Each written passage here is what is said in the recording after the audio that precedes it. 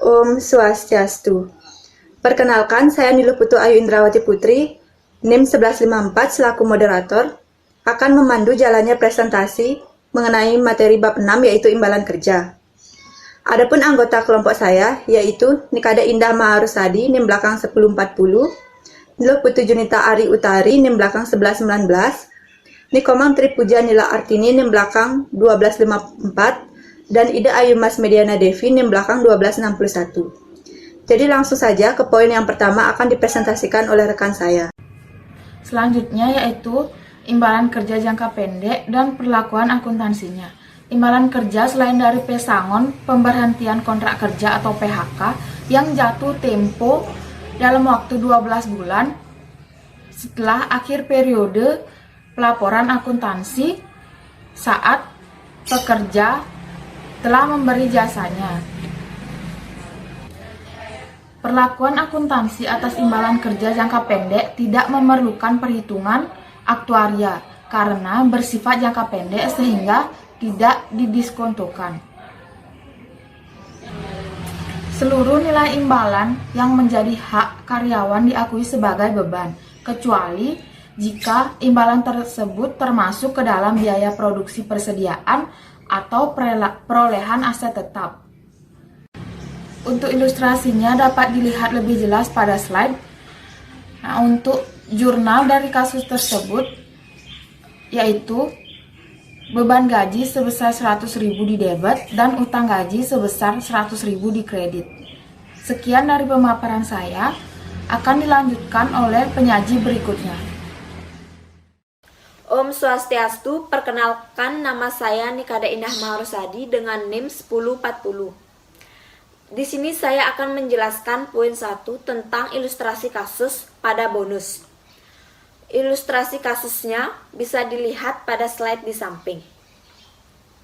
Namun di sini saya akan menjelaskan langsung tentang pembahasannya. Jumlah bonus yang dibagi sama dengan laba bersih dikali 4%. Laba bersih 100 juta dikali dengan 4% dengan jumlah 4 juta.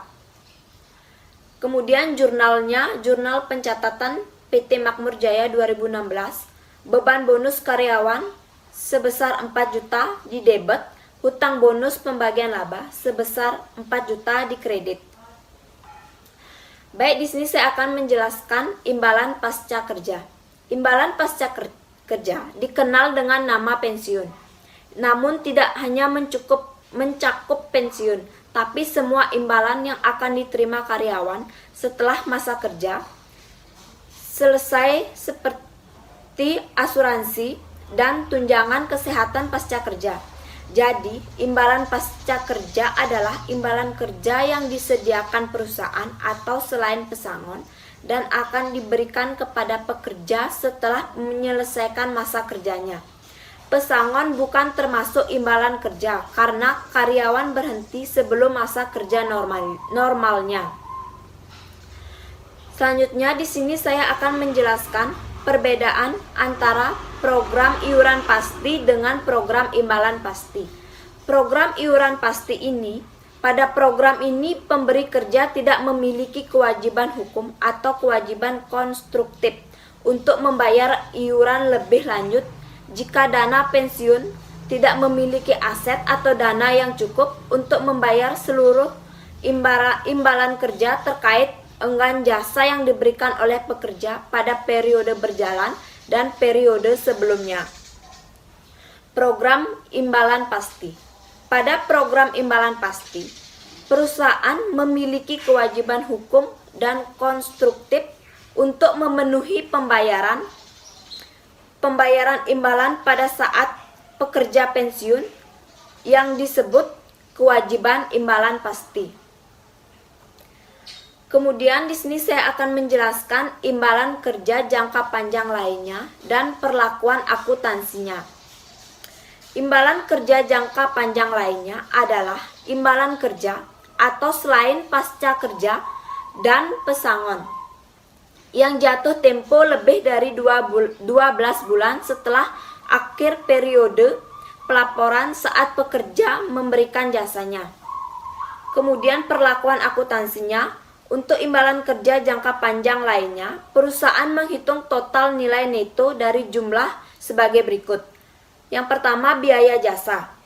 Yang kedua, biaya bunga neto atas liabilitas atau aset imbalan pasti neto. Dan yang ketiga, pengukuran kembali dari liabilitas atau aset imbalan pasti neto.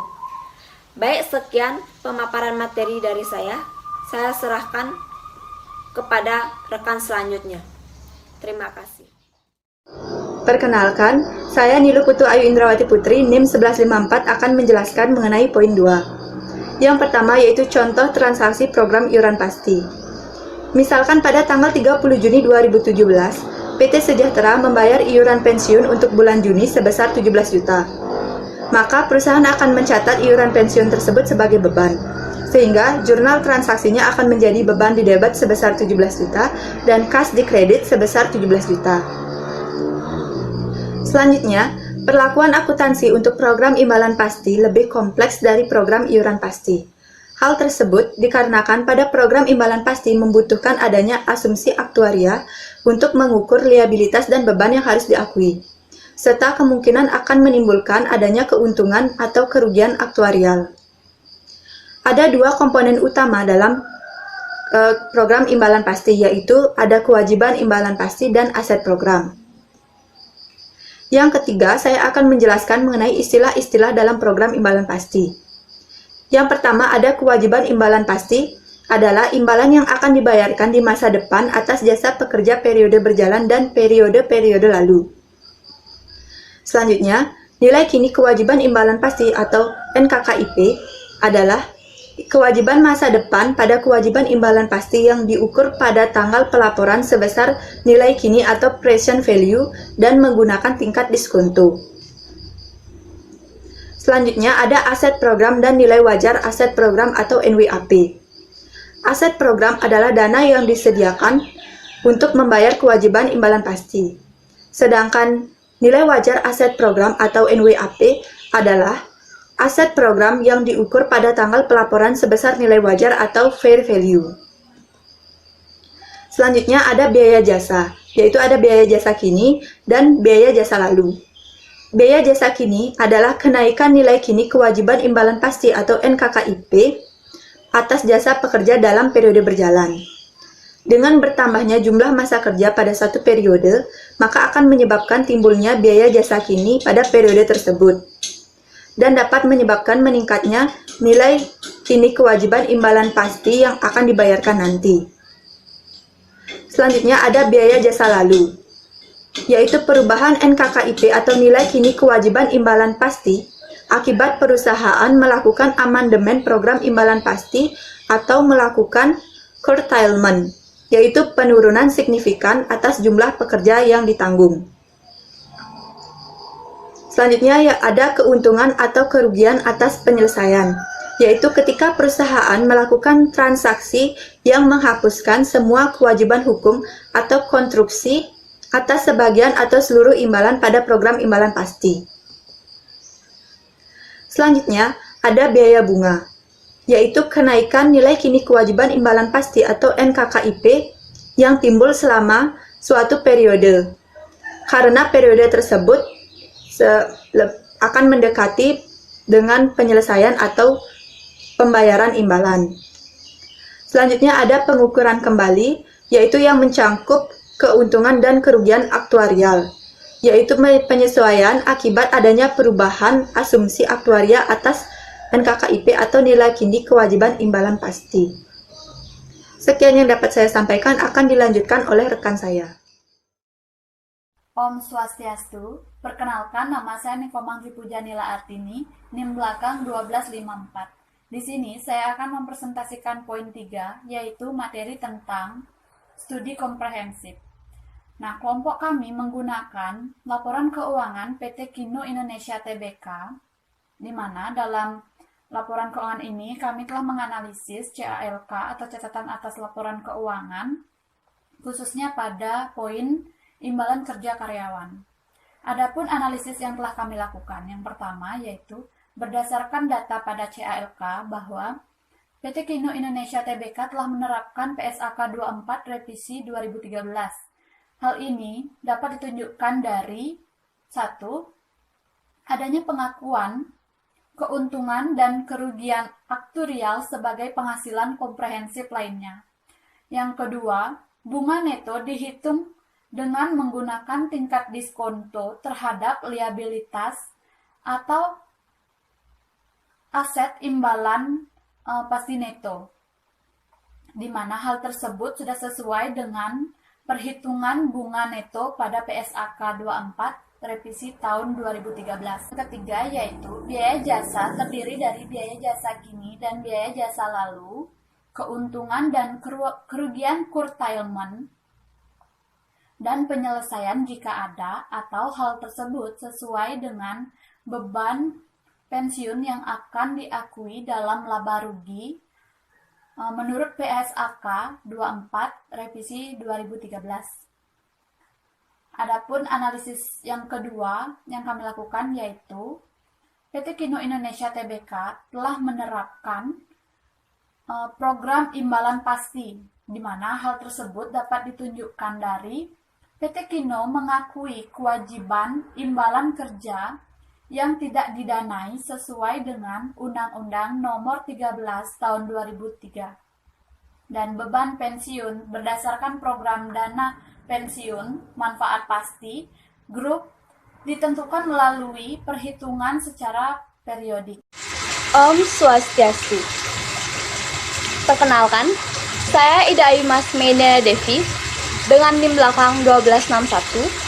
Di sini saya akan mempresentasikan mengenai poin 4 soal kasus, yaitu yang berada pada halaman 133 pada soal 6.1.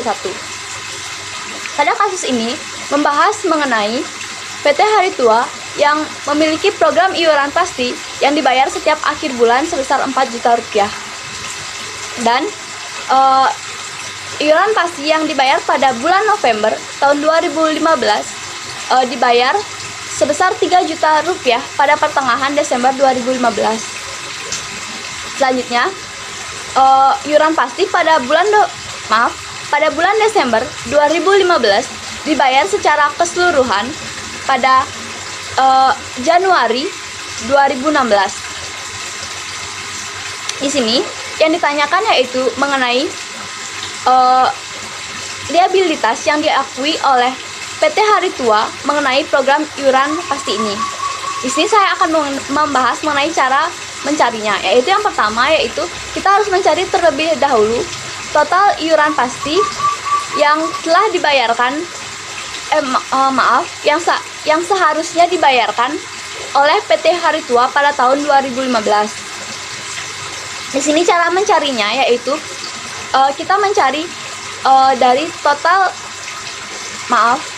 dari iuran bulanan yang seharusnya dibayar dikali 12. Sehingga di sini didapatkan yaitu sebesar 4 juta rupiah dikali 12. 12 ini didapat melalui yaitu jumlah total bulan yang berada pada tahun 2015. Sehingga didapatkan yaitu sebesar 48 juta rupiah. Selanjutnya yaitu kita mencari total iuran pasti yang telah dibayarkan pada tahun 2015. Sehingga di sini kita mencari yang pertama yaitu yang telah dibayarkan secara penuh, yang di sini yaitu pada bulan Januari hingga bulan Oktober. Sehingga kita mendapati yaitu sebesar 4 juta rupiah dikali 10. 10 ini didapat dari total bulan dari Januari hingga Oktober, yaitu sebesar 10 bulan. Sehingga kita mendapati hasil sebesar 40 juta rupiah. Selanjutnya yaitu pada bulan November, yaitu sebesar 3 juta rupiah karena baru dibayarkan sebesar 3 juta rupiah pada bulan Desembernya, karena baru dibayarkan secara keseluruhan pada Januari 2016 sehingga tidak dimasukkan di sini. Sehingga total yang telah dibayarkan pada tahun 2015 yaitu sebesar 43 juta rupiah. Selanjutnya yaitu kita mencari total iuran pasti yang belum dibayarkan pada tahun 2015. Di sini kita mencarinya, di sini kita mencarinya melalui total iuran pasti yang seharusnya dibayarkan pada tahun 2015 dikurangi dengan total iuran pasti yang telah dibayarkan pada tahun 2015. Sehingga kita mendapati yaitu 48 juta dikurangi 43 juta. Maka hasilnya yaitu sebesar 5 juta rupiah. Dari hasil tersebut dapat kita ketahui bahwa total iuran pasti yang diakui liabilitasnya oleh PT Hari Tua yaitu sebesar 5 juta rupiah. Sekian presentasi dari saya tutup dengan Prama Santi. Om Santi, Santi, Santi, Om. Baik, demikian presentasi dari kelompok kami. Mohon maaf apabila ada salah-salah kata, baik yang disengaja ataupun yang tidak disengaja. Akhir kata kami tutup dengan Param Santi. Om Santi, Santi, Santi, Om.